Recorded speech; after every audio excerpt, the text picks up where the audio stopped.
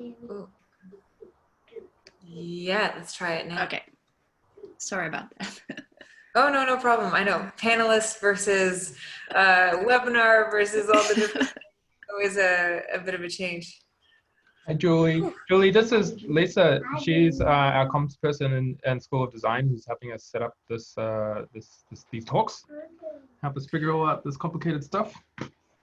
Nice to meet you, Lisa. Hey. I love your earrings. Are they dragons? They're like a, what is that? Seahorse. Oh, seahorse. Oh, hello. Suddenly shy. I know, it's so shy. I'm shy. Just give everyone another minute or so and see if we've got any last minutes. But be assured, we're all here and we've got some cool stuff coming for you. So just give us another minute or so.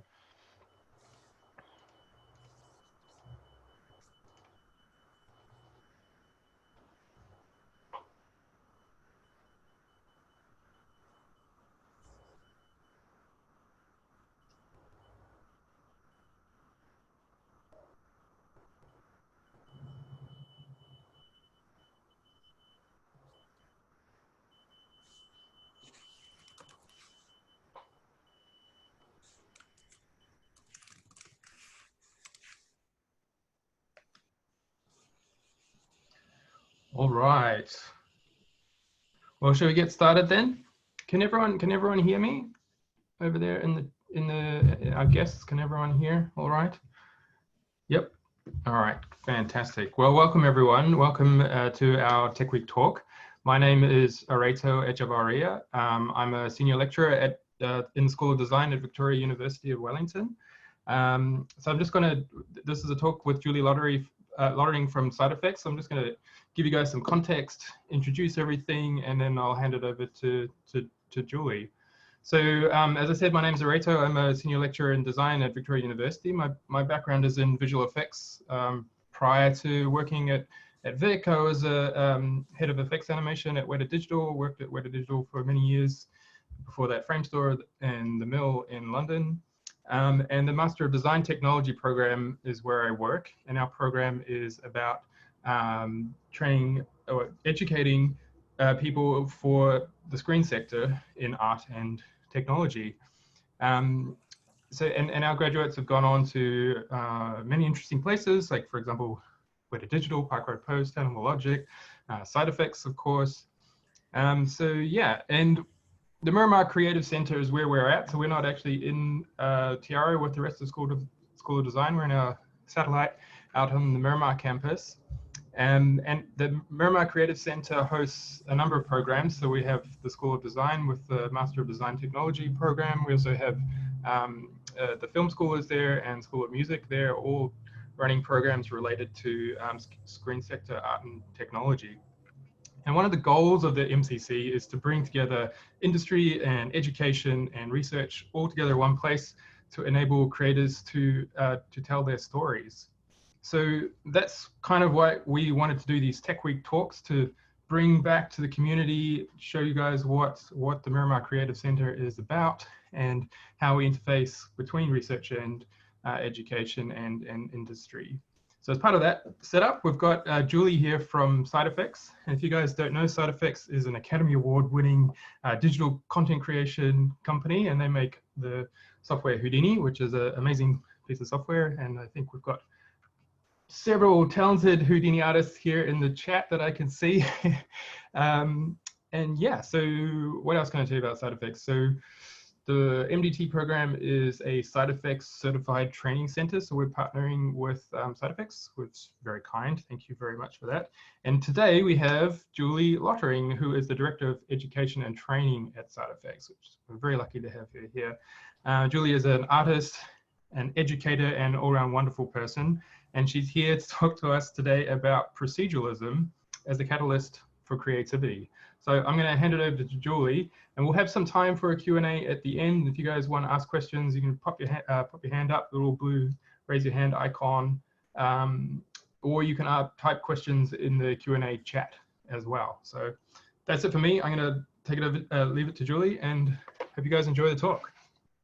Thanks for that awesome introduction. All right, so let me just get my screen shared and then we're in business. All right, so I think you should be able to see my screen there. Yes, so today, proceduralism, a catalyst for creativity. I am Julie Lottering, and hang on, let me just tell you a little bit about me. So my whole family makes art. We're all artists in different forms, sculptors and drawers and CG artists and a mix of it all. And when I was a little girl, I remember being 6 years old. I came to the breakfast table and my parents said, so Julie, what shape do you think the universe is? And I was like, oh, I'm not prepared for this. I'm not sure I've considered it, what shape the universe is at 6 years old. But it was this moment that opened my mind to the way things are designed and how science can often illuminate so much of the artistry in these things.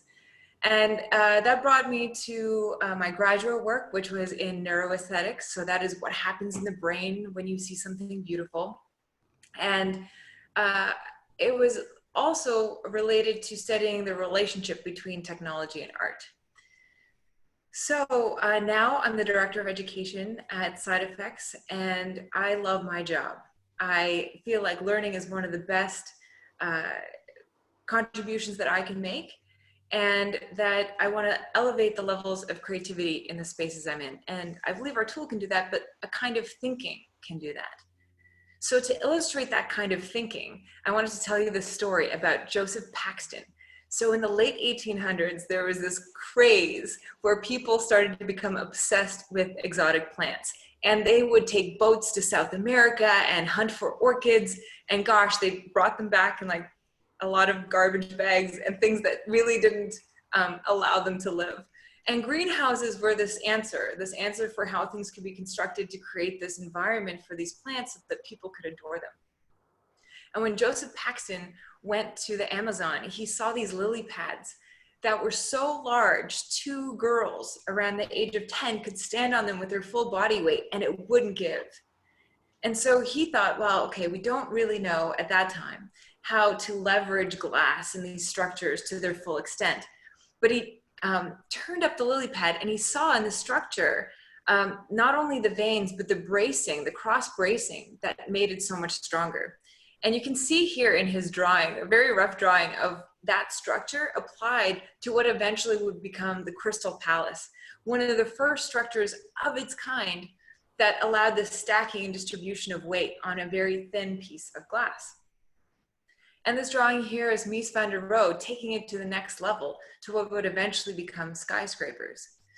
And so I really want to talk to you about the magical thinking that goes into these moments.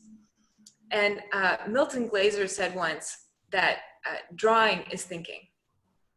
And he didn't say the pencil is thinking, he said drawing is thinking.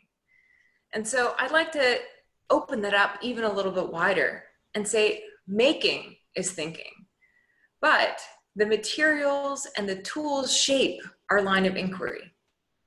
So I'm going to be, going through a couple of different time traveling a bit to history, talking about today, and trying to situate the relationship of art and technology as one that goes so far back. In fact, even the word technology, the etymology of it comes from systematic craft. And so these things have been tied, and how we understand what we are making today, we don't always connect with the history, but it can really inform us about the evolutions that can take place. So Houdini is the tool that SideFX makes. And I just want to give you a little bit of context here. So for those of you who don't know it, it is used in film and games predominantly. And it is a node-based tool. So you have these nodes that you lay down, and it means that you kind of capture and externalize your thoughts because you lay down these nodes and you can revisit them later, versus something like a painter who paints and can't get back to that original layer, or masks or layers that are destroyed. So you have this externalization of your mind in these nodes, and any change that you make upstream can impact those things downstream. So you have this flexibility. This will become more clear in a minute. But one of the exceptional parts is we have this tool called Houdini, and its material really is data. And so we have these different contexts in Houdini, which means that really you could probably make a film from, you know, beginning to end in it. But the power of having all these different contexts in Houdini, I'm not going to go through all of them now. We know some people here know Houdini, but is that data becomes fluid. And the more context you have, that data that you want to use can change and be applied to these other areas. This will come in handy in a minute. I just wanted to add that our software is often used for architecture, botany, and a lot of observatories and physicists actually use us to demonstrate different parts of the universe, or even how to visualize a river of hydrogen and a sub-zero gravity planet, all these different things. But the last 30 years, predominantly, Houdini was used for effects. And it's because of that, its ability to digest data is why it was used. Because when you are simulating the behavior of things, right? When you're simulating this behavior, it requires a lot of information. So it might be the foam patterns, it might be the surface of the water, the particles that are colliding, all the different, the water underneath. And so Houdini was used in effects because it could take on complicated problems, a lot of data, and actually, and we're going to get to proceduralism here, is effects artists often got their shots late. So they would have to make changes without a lot of time, and having something that was non-destructive allowed them to do this better. So what is proceduralism and how do we define it? You know, 5 years ago when I started to speak with students and instructors about proceduralism, a lot of them actually couldn't put it into words. A brave student might put up their hand and say something related to algorithms, but there wasn't a familiar idea of what proceduralism is. That has changed today because there's other procedural packages out there, but I would like to describe it as sort of the art of future thinking. And an example of proceduralism, for those of you guys who are not familiar, is this kind of, instead of making something that's static, you are actually going to create sort of parameters. So instead of just building a building, I might say, I want a window between these sizes. I want a balcony between these sizes. And in putting to words my artistic intent, I'm creating a process. So I might build these laundry lines between these lines, between these lengths. And by layering these small processes and, you know, parameters, like I would like it between this and that, you can build up something that is highly complex and alive. And so rather, if I was just going to build one building that's absolutely static, what would happen is if I needed to change the relationship between the window and the balcony, or I needed to change the size of the building, it would stretch and all those proportions would be gone. And so here you can see all that, those processes, those procedures now applied in a totally different building size, and it finds its way to kind of adapt, having memorized those relationships that you've given it. So I'm just going to skip to the end so you can see some of the final look here. This was made by Anastasia Opera, and she ended up bringing it into Unreal. And I love seeing how these two software packages work together. We are partners with Unreal, and you know, I think take on different problems that we can solve. And here you can see one student made this entire place. This is a few years ago. And to create this kind of nuanced feeling would have taken a long time if you're going building by building. So I always say one of the ways that you know if proceduralism is something you'd be interested in is if you put up your hand, if you've had to make compromises on your project based on time. And pretty much we're all there. And put up your hand if you wish you had taken more time to prototype before getting committed to design or having to redo it. Who's there? Yes, I see hands raised. You know, these are sort of universal things that we all experience, which means that there's probably a way that we can leverage this procedural thinking. And, you know, now sort of modern day, I showed you a building, and a lot of the way that people start procedural thinking is saying, what processes do I repeat naturally as an artist? Like if I am an artist and I'm doing a tree and I have a leaf that I have to do a million times, you know, that is something that I am kind of reproducing. You might ask yourself, what assets or like what real life things have engineering in them? You know, a staircase is engineered by humans, and there is a process inherent to that. You know, a bridge, staircase, homes, these things actually have a process to them. And that might be something that I create a set of rules for. And when do I want to design something that has flexibility? So maybe it is the texture or the print or these other things I'm not exactly sure about. And not only do I want flexibility, but I know if I have to create 10 of these, I can use that flexibility to create variance. But I have to tell you that there has been this tension between the artisanal and the procedural. And this tension, you know, if I give workshops, sometimes a student at the end will put up their hand and they'll say, do you think that it's less artistic to use procedural solutions? Or will artists matter less because of procedural solutions? And this tension between like, will robots replace us? You know, what will we do? And what will happen to the aura of art? I can feel it. It's a deep thing. And in studios, you will see this resistance. There are some people that are like, no, I model a hero house. I do these things from beginning to end, and I will be destroyed as an artist if I don't do them that way. And so I want to tell you a little bit about the story of where we've seen this before in art. And one last point here is just to say that procedural is seen as this kind of boring, repetitive thing, and that aura of art is what is at stake. So in the Renaissance, you know, part of why it happened, you know, because there was a lot of art, I think, in architecture and in other ways in the Middle Ages. But why is it at this moment that things become way more realistic? And the answer is actually related to technology. So the Northern Renaissance, where, you know, in Amsterdam and Belgium, it actually was to do with this technology of oil paint. So they discovered a new way of using linseed oil that allowed them to blend and allowed them to create depth and volume and shading, which they had sort of lost over time.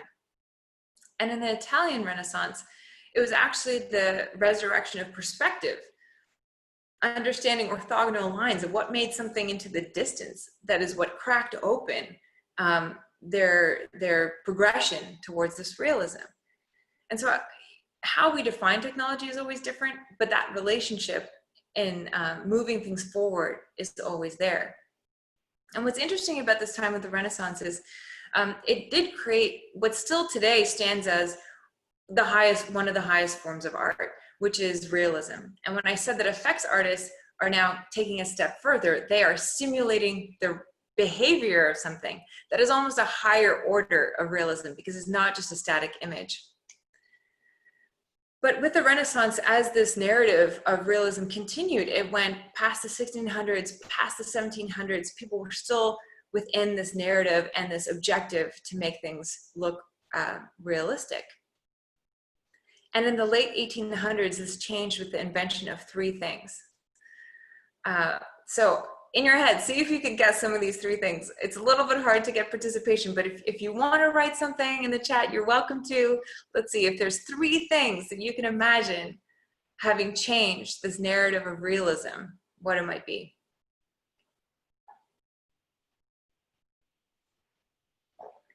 All right. I don't see the chat lighting up, so I'm going to go on. It was the camera, the light prism, which actually then they realized that light was composed of a number of different parts. And the Industrial Revolution helped them manipulate metals so that you could have portable paint tubes. So rather than artists sitting, you know, with mortar and pestle, grinding out these colors in their studios and having to paint things under candlelight or moving their easels around to follow the light in their home, they could go outside. And they also understood what light was composed of. And this kind of knowledge and thinking became very important as a reaction to the camera. So when the camera came about, people were like, art is dead, it's over. What is going to happen? Now we have the thing that is going to make things more realistic. You know, abandon your craft. And it really was this crisis that what people could do was gone and was being replaced.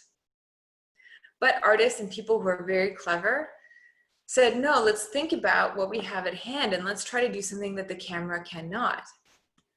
And so Impressionism was born, and their objective was to paint the fleeting light over a dancer's body, or to paint the transience of a sunset or sunrise.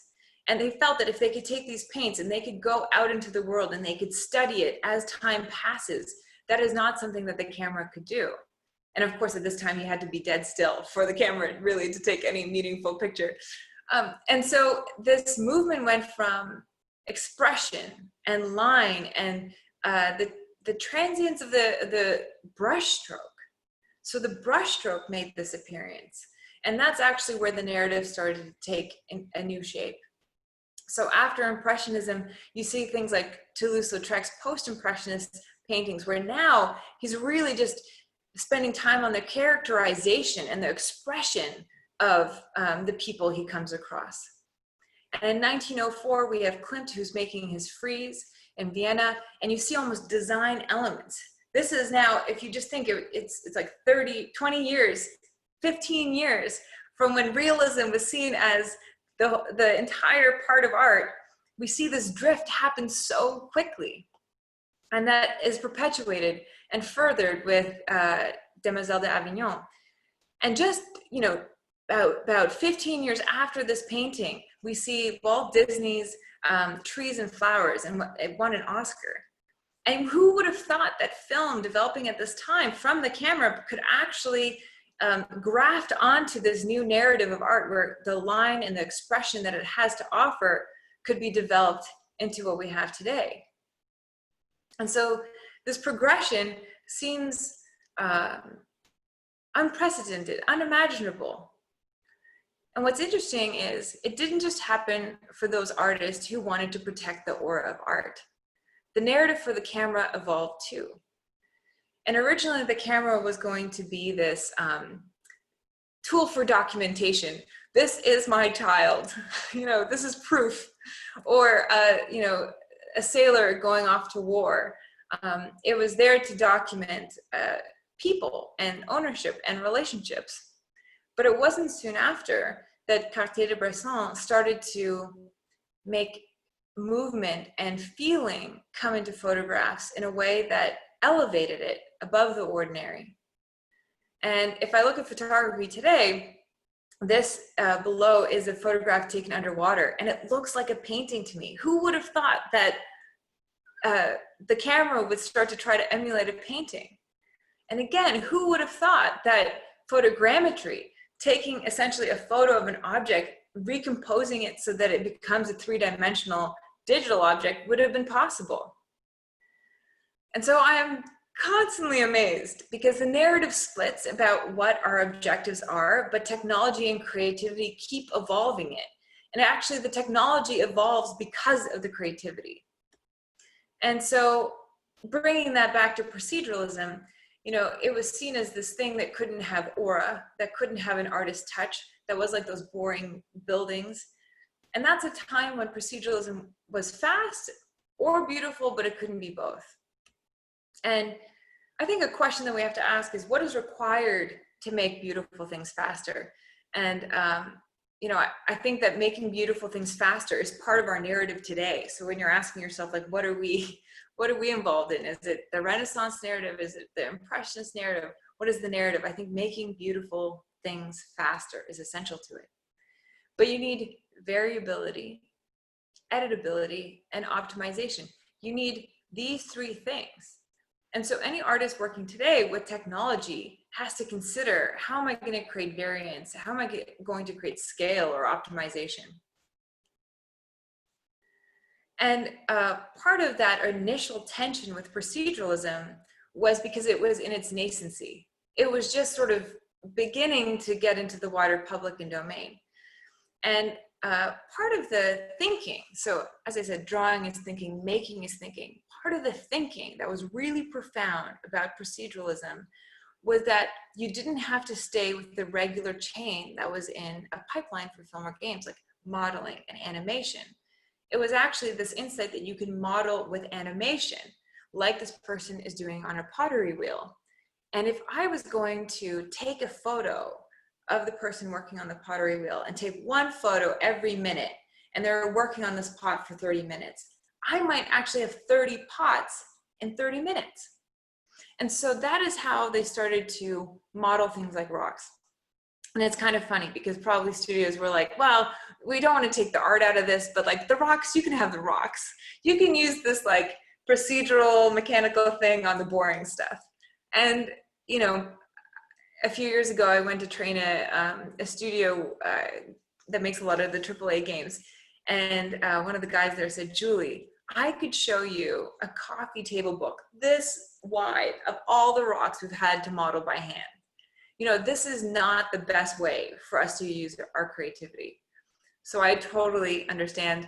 No one wants to be a CG stonemason. So having this kind of proceduralism applied to something that is so ubiquitous is necessary. But what was interesting is saying that, okay, modeling with animation is part of the thinking here. And again, that relates to the data aspect, that these can be related and that we can mix the way that data flows. When we thought about scattering things, you know, that's very difficult to do by hand and to look right. So if I've got this like moldy Petri dish, and actually like a lot of forests are, have these kind of clumping, and nature has noise patterns. And noise patterns are very difficult for someone to imitate by hand. And so, but they also, if you look at the noise patterns, there's sort of, there's a sine wave pattern or there's a wave pattern to them. So there's movement in noise. And so the idea was, well, let's take this noise, like things growing naturally in this kind of pattern, like this, this Petri dish or the forest has this pattern to it. And our eye can sort of observe certain clumpings, but it's hard to remake that. And in Houdini, you could say something like, okay, well, we're going to take that noise pattern and we're going to put points to certain parts of the noise. And then we're going to place an object on there so that now we can use, and that actual noise can change and you can move it around to see how that points and how the distribution of those points change. You can put other objects on there and you can play around with things that are natural to the world, just like the big leaf that Joseph Paxton found. We can use these noise patterns inherent in nature and we can start to apply these objects to them to get a more naturalistic look. And then the other part of procedural thinking was then to say, okay, well, if we've got things like dynamics, like if we can model with animation, then what other kind of placement can we do? Oh, we've got physics solvers. So now we're moving away from noise patterns, but into painting with physics and having these things fall in a natural, mathematically natural and realistic way. And so the thinking from proceduralism has moved from, you know, making something that is using animation to furthering that and now using weight and gravity to place things and to study them. This is another small example. We have these tools called SideFX lab tools. They're really awesome. They were called game development tools, but we found that film people were using them, so we just renamed them. And this is just, again, the same kind of principle that painting with things, like the physics that we have, painting with the math that we have, you can actually start to play around with the art direction. And I'll take that one step further. So I'll pause here and say, you know, there's procedural modeling, procedural scattering, and then there's also other ways of using proceduralism that we're still uncovering. And what's helped Houdini has been its background in effects, because as I said, there was a lot of data, there was a lot of math in there. But the beautiful thing about humans and how we extend that line of inquiry is that these things that pre-exist, we had no idea would apply in the same way. And so advection, which is smoke going over the surface of something, following the surface of something, now could be used as a grooming tool. And again, the material is data here. And so this is an old video, but I like it just to almost show the way that this could be done. So you have grooming, you've got hair, and then now we're going to use this principle of advection to actually comb the hair and shape the hair and kind of create brushes for it. And that kind of thinking, again, understanding that what we already know can be applied in new ways, like the underwater photograph that looks like a painting. This is exciting times.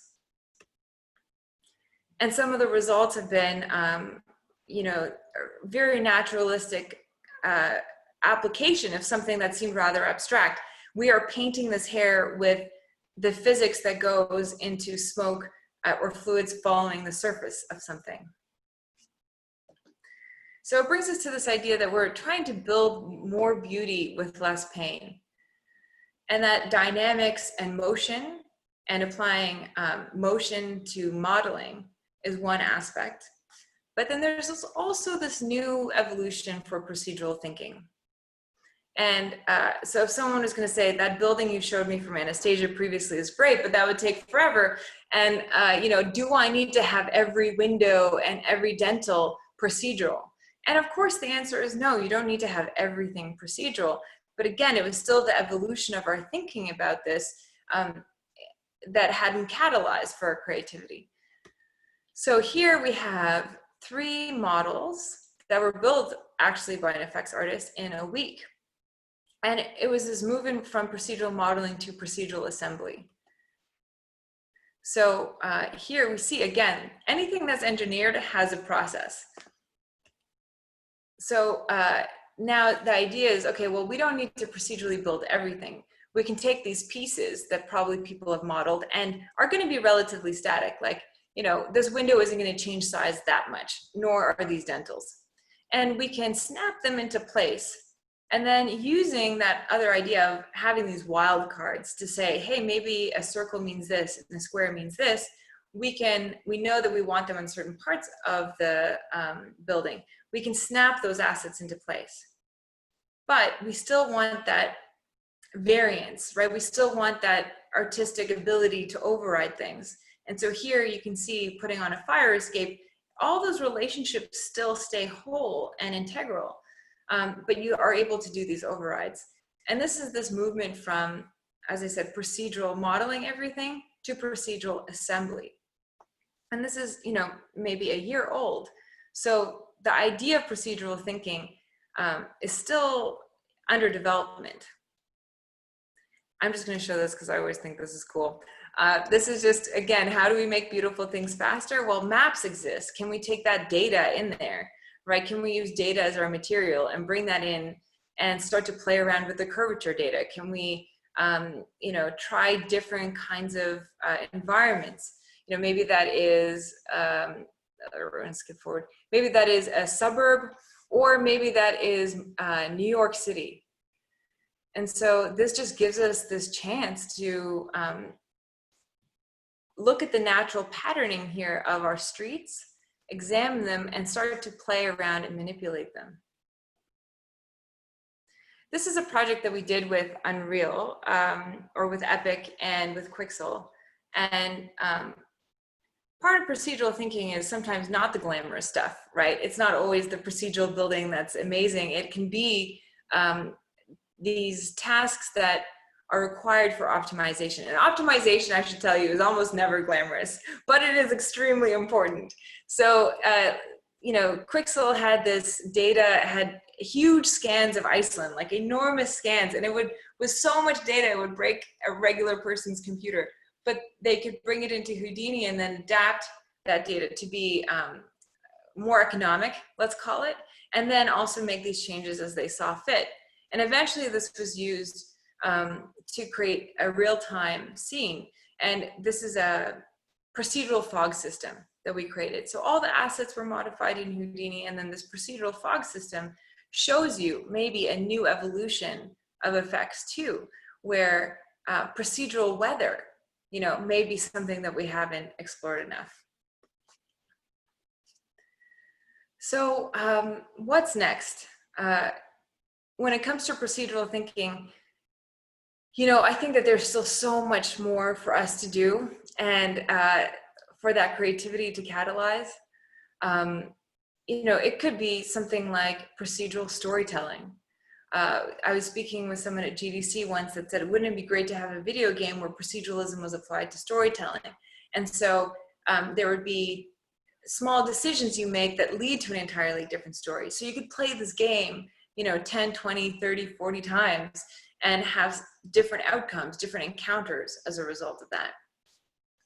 There is a lot more to do with set dressing or crowds we're working on, and there's been good wins, but I think that there's probably a lot more creativity that can be brought there.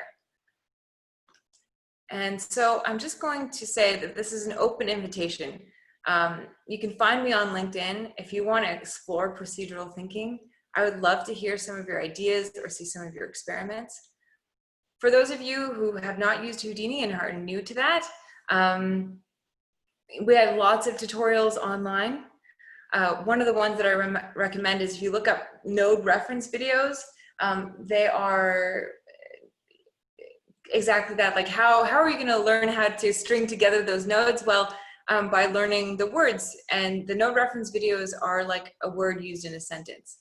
So we actually spoke with our R&D director. We got the top 50 nodes that have been used in the last year or two, and we made this library. So just like we don't use every word in the English language, there's probably 50 that we hover around. It's the same idea there, that you have these Swiss Army knives that are really going to help you with a lot. And our tutorials are sort of a wide mix of games, motion graphics, film. It's quite a lot. So I guess like the nice part is that we're always surprised at the things that that are shown. And right now, architecture has been one of those big ones too. For other applications, we have FX PhD and Tegma for motion graphics. Applied Houdini is great for effects. And then the CG wiki called, that Matt Estella makes, he works at Animal Logic Academy right now and has made a lot of learning material for us. So you can visit all those if you want to learn more. And thank you very much. Thank you. Wait, let me unmute my video. Thank you, Julie. Wonderful talk. Thank you. It's very exciting. I know it's tough talking into a black hole. Not being able to see everyone. Well, I'm gonna not get used to an audience now. Now it's gonna be like, oh no, there's people. But trust me, there was laughter and guffawing at all the appropriate moments by everyone. So I think we've got a little bit of time for some Q&A. I wanted to start off, if I may be so bold, and ask a question. Something that comes up with my students a lot, and I was curious to see what your thoughts on this are, is this question of, well, where do ideas come from? How do I come up with an idea? Where do these ideas come from? I was wondering if you could give your personal perspective on this. Like, how do you go about, where do your ideas for your own personal projects come from, for example? Oh man, I'm sure that like it changes. Sometimes it's like a sneeze and it's immediate, and then other times it's like I'm hunting a rabbit that's faster than me. I think the tension that someone who is making something has to face is, and this is a question I really believe we have to keep alive, is am I choosing to make something right now because it's what I can make, or because of what I want to make? And the technical tension that goes into your skills makes it so safe sometimes just to choose the thing that is sort of a shortcut. I'm going to do this because I know how. And I think that upskilling and making yourself uncomfortable is extremely important all the time. And so what that means is that you have to resist the attachment that comes to feeling successful.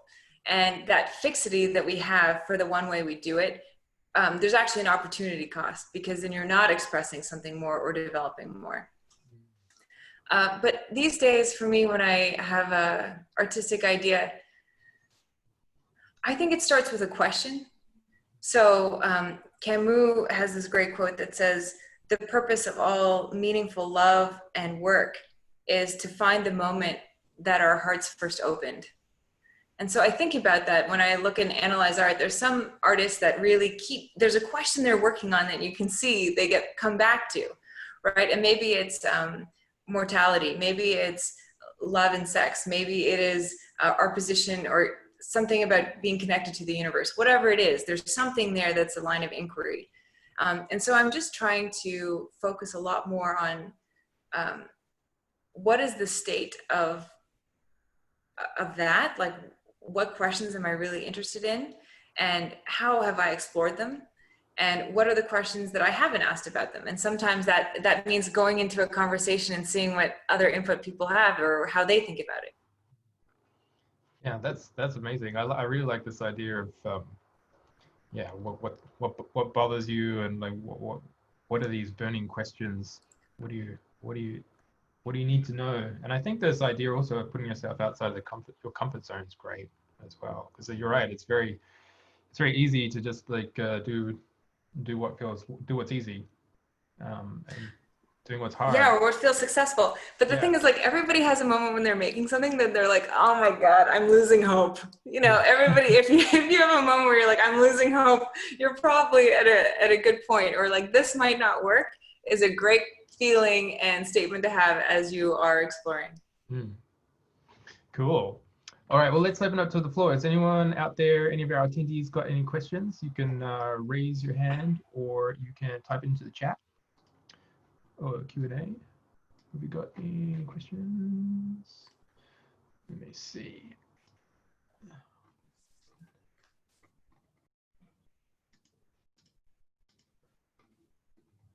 Well, I would also open it up to maybe ask if anybody else wants to share their creative process to their line of inquiry or their relationship between thinking and making. Yeah, that's a great question. What do you guys think? Who's there who I can pick on? Robert. Camden's there. Oh, Camden's there. Yeah, Camden, tell us about your creative process.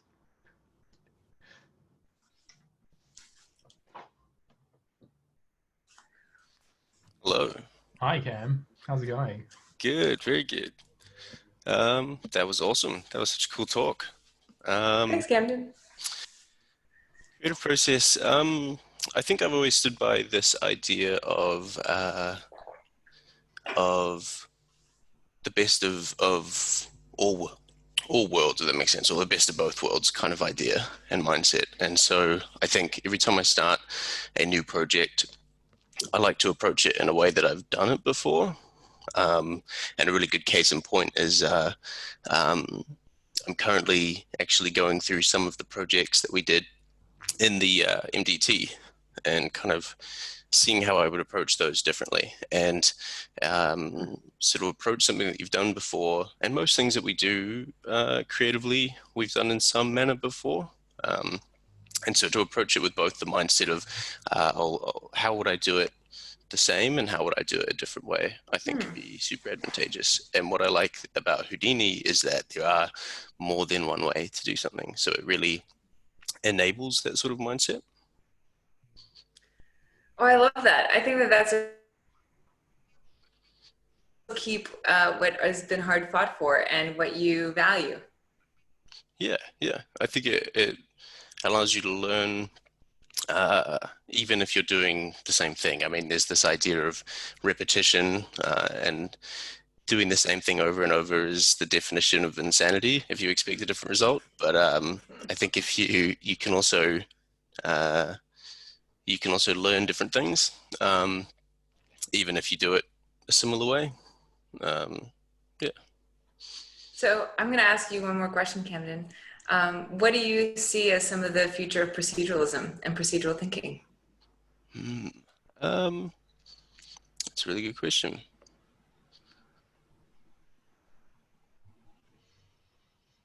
I think what I think it is that artistic ability. I think proceduralism, we get caught up in this idea of a set of rules, but like the example with the house, we have to be able to break those rules if we need to, like extend the fire escape to be further down than what it originally was. And I think building procedural assets might become less of a thing, and it might be more of building procedural tools to build assets. This idea of Lego and having these pieces that you create for an artist who then can build the final thing with those Lego pieces. I mean, and Lego is a manufactured process that is in itself kind of a procedural aspect of having to build these blocks. And so from a creative perspective, I think we will build the building blocks procedurally, which allow artists to build the creative assets. I love that idea. I think that every tech art team in games would appreciate that answer.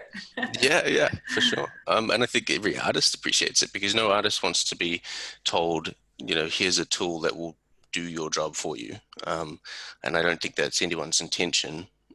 It's about enabling creativity and removing the tedious work that people don't want to do. Mm-hmm. Yeah, I had a great analogy one time. Heard a great analogy one time. It was like, it's like building your paintbrush. As soon as you've got your procedural paintbrush sorted out, then it's amazing. You can literally start painting cities or countries, landscapes, whatever it is, and that's a really amazing feeling where you then at that point you've got the technicalities kind of out of the way, and then you can engage your pure creative mind and just be like, yeah. And even the process of building the paintbrush, right? Like there's like a documentary or a little short video from like Windsor and Newton, I think, and there's 7 or 8 people in the world who know how to build or make their paintbrushes, and that in itself is an artistic process. So even in building the tool, there can still be this creativity and this fun. Yeah, absolutely. Wonderful. Cool. We have a question here from Robert. Julie, what are your thoughts on the balance between making something personal and true to your perspective, but not making something too specific or narrow-minded? I feel like there's a balance between telling your story and telling a shared story that I'm struggling with. Thanks for the question, Robert. Well, that's a very good question. Gosh, actually, I think that may be one of the most important questions. I think that is an exceptional question.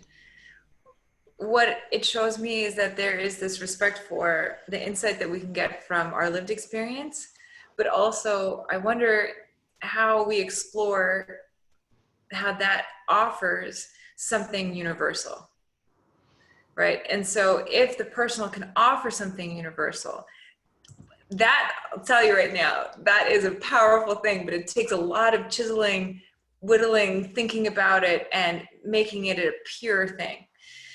That is very abstract. I think when it comes to making something true to your perspective and making something that still resonates with other people, this is going to, like a few years ago, maybe 10 years ago, this would have been a taboo answer. But I think that like beauty and making something beautiful that resonates and is resounding does invite participation. Right? So that could be very personal to you, but you can still invite people to participate, even if it's not something that is universal or connects with them, but it can be intriguing. And Edward Bertinsky, also a photographer, he takes these crazy photographs of really how we've manufactured landscapes. And it could be quarries, it could be places where factories or where boats are being taken apart. And he doesn't make a political message, even though I think that his photos by nature are political, but he says that if they're beautiful, people will look at them longer. And if I make a message about them, if I wrote text about that, then people could disagree or agree, but maybe by just making something beautiful and intriguing, it's not exhaustible. And so they spend more time with it. Yeah, that's a great answer. I mean, I would add to that it's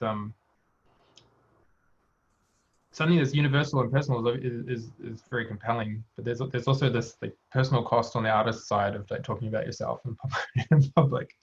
I know some artists thrive on that. They're like, I have to talk about myself. That's the only way I can survive. And other artists really struggle with that side of it as well. I mean, talking about your personal life to the whole world is challenging, I think. If you have an insight of your own, you can use your mic or you can type it out, but it sounds like, first of all, great question. And it sounds like something you've been thinking about. So if you did have your own point of view to share, we'd love to hear it.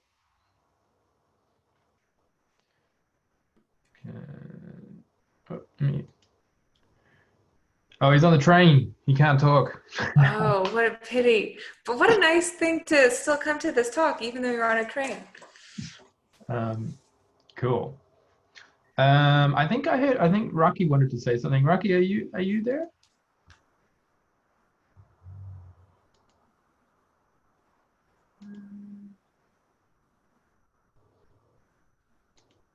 Can I get you?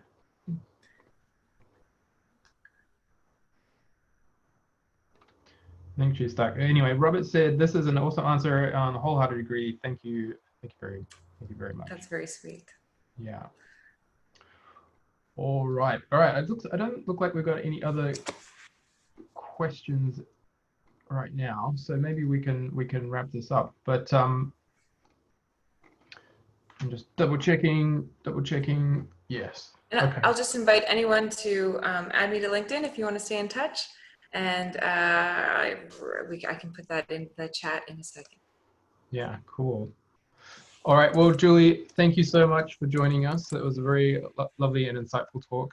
I always love it when people are able to speak to the technology and the art and how these two ideas interface with one another and feed off one another. I think it's fantastic. So yeah, thank you very much for joining us, and it was much appreciated. So I'll give you a big round of internet applause. Thank you very much. Thank you for listening and for hosting. Really appreciate it. Cool. All right. And for all our attendees, if you didn't know about it, we have a couple more talks on this week. So this afternoon at 6 p.m. we have last year's MDT cohort speaking with Gino Acevedo, who is a creative director at Weta Digital. They're going to talk about their capstone projects. And then tomorrow, Thursday morning, we've got Renee Pinnell, who is the CEO of Kaleidoscope, who's going to talk about funding opportunities, and we're going to announce a new fund for artists living and working in New Zealand. So if you want some money, come along to that talk, and tomorrow morning you can find out about it. But thanks for coming, everyone. Thank you again, Julie. It was wonderful to have you, and hope to speak to you guys later. Bye. Bye-bye.